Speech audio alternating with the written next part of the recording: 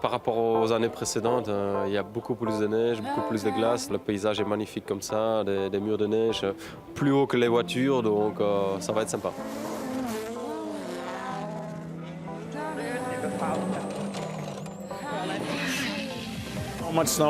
Il y a tellement de neige, ça va vraiment être génial à conduire. Un rallye impressionnant, des vitesses vertigineuses, comme si de rien n'était, comme si ces funambules pilotaient sur l'asphalte. La particularité ici, c'est vraiment les pneus. C'est les pneus cloutés, comme vous voyez. Il y a 384 clous sur un pneu. Un dessin de gomme qui est fort différent de l'extérieur par rapport à l'intérieur. L'extérieur sert vraiment à donner un maximum de traction, surtout quand on charge beaucoup dans un virage de l'extérieur du pneu. Et puis un alignement ici pour les parties plus rapides, pour plus de stabilité et plus de précision. On a un grip équivalent à l'asphalte. C'est ce qu'on pourrait vraiment difficilement imaginer, mais c'est vrai que ça donne beaucoup de traction, surtout ici sur le rallye de Suède qui est le rallye le plus rapide de la saison. Et pneus clous ou pas, Sébastien Ogier sait qu'il va déguster. Le Français ouvre la route en leader du championnat. La Ford dégage la trajectoire, de quoi rendre inatteignable le moindre chrono convenable. Et le passage des chasse-neige avant les spéciales est plutôt aléatoire.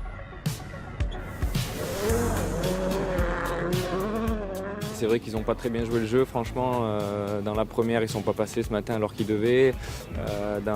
Pour la dernière, ils sont passés 4 heures avant. Donc forcément, une fois qu'on arrive, il y a à nouveau 10 cm de neige fraîche qui est tombée. Si c'était des Norvégiens et des Suédois qui partaient devant, à mon avis, ils déneigeraient différemment. En 3 spéciales, confirmation impossible de jouer devant. Vendredi midi, la Ford est déjà repoussée à plus de 45 secondes et cela ne fait que commencer.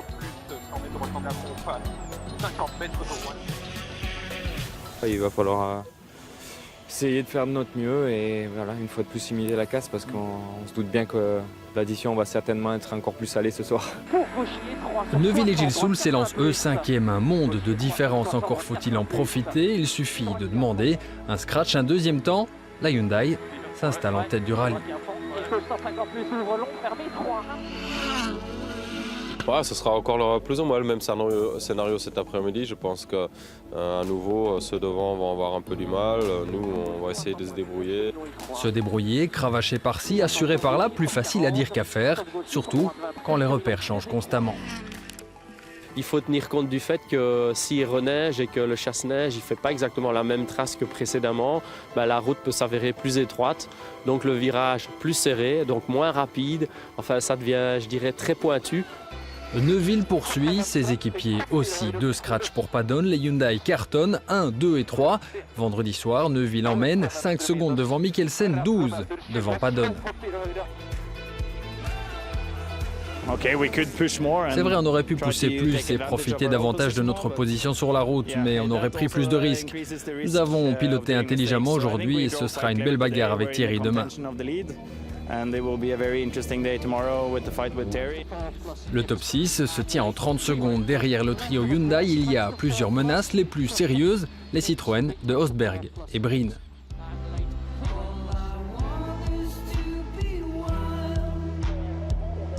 C'est pas mal aujourd'hui. C'était vraiment une bonne journée, plus spécialement cet après-midi dans la deuxième boucle. C'était notre point faible l'année dernière. J'ai vraiment cru que cet après-midi, ils allaient venir nous chercher parce qu'effectivement, l'après-midi allait être encore plus compliqué pour nous. Mais finalement, on a bien géré, on a attaqué quand il fallait.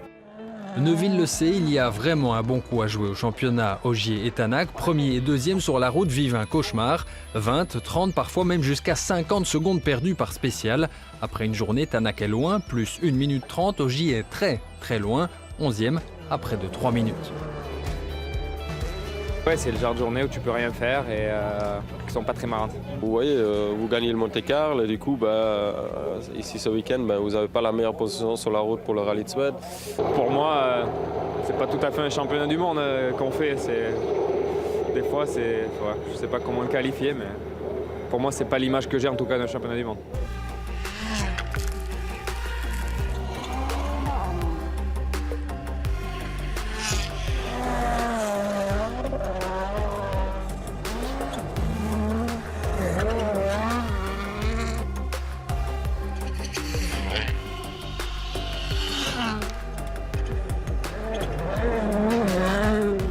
Samedi, place à Haute-Tanak en matinée. L'Estonien prouve avec ses 2 scratchs qu'il aurait été dans le coup sans position de départ handicapante.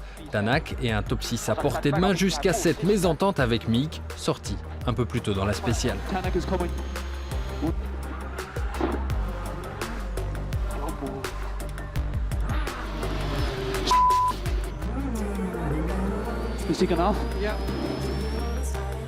Neuville et Gilles Soul, eux, font encore et toujours la course en tête samedi, mais moins paisiblement qu'il n'y paraît. Dans la première spéciale, l'équipage belge perd le paddle shift, permettant de changer les vitesses au volant.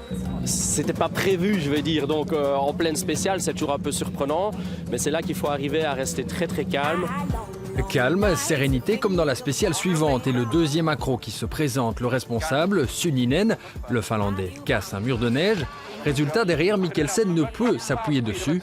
Même conséquence, un piège dans lequel tombe également Neuville.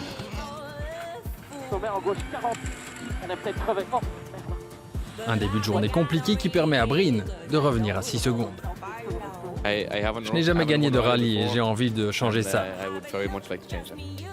Mais pas question pour Thierry de laisser trop d'espoir à l'Irlandais. Du coup, il réalise 3 meilleurs temps en 5 spéciales. Neuville et Gilles Soul poussent fort, très fort, lors du deuxième passage sur Colin Crest. On a eu des moments beaucoup plus chauds que ça.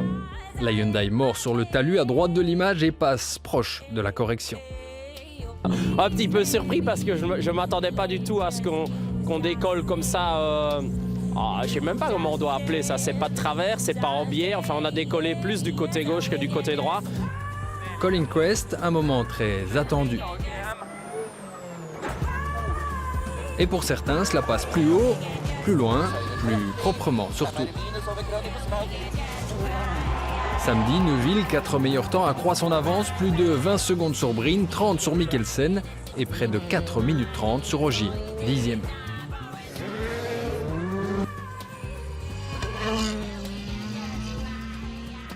Demain, il y a des spéciales difficiles, avec beaucoup de pièges. Il faut garder un bon rythme. On va rouler, je pense, à notre rythme habituel. Je ne suis pas vraiment certain qu'on jouera les points de la Power Stage demain. Dimanche matin, pas de risque. Neuville, Gilles Soul maintiennent Breen à une quinzaine de secondes. Pas question non plus de tout perdre dans la Power Stage. Une dernière spéciale où l'on pointe une attitude étonnante de Sébastien Ogier. Le Français se présente volontairement en retard au départ pour bénéficier d'une trajectoire nettoyée. Éthiquement discutable, sportivement pas interdit. Un choix payant, il engrange 4 points au championnat. Voilà, il a utilisé le règlement au maximum. Maintenant, ça nous donnera raison aussi dans le besoin de le faire. Pas de quoi gâcher la fête pour Thierry Neuville et Nicolas Gilles Soul. L'équipage noir-jaune-rouge engrange une 7e victoire en WRC, un succès historique. Ils deviennent les 3e non-scandinaves à remporter le rallye de Suède et prennent la tête du championnat, 10 points devant Sébastien Ogier.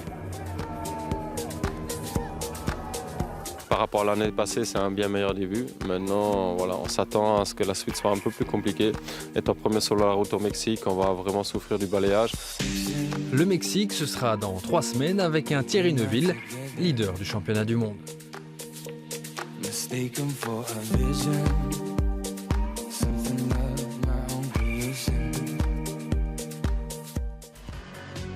Et pour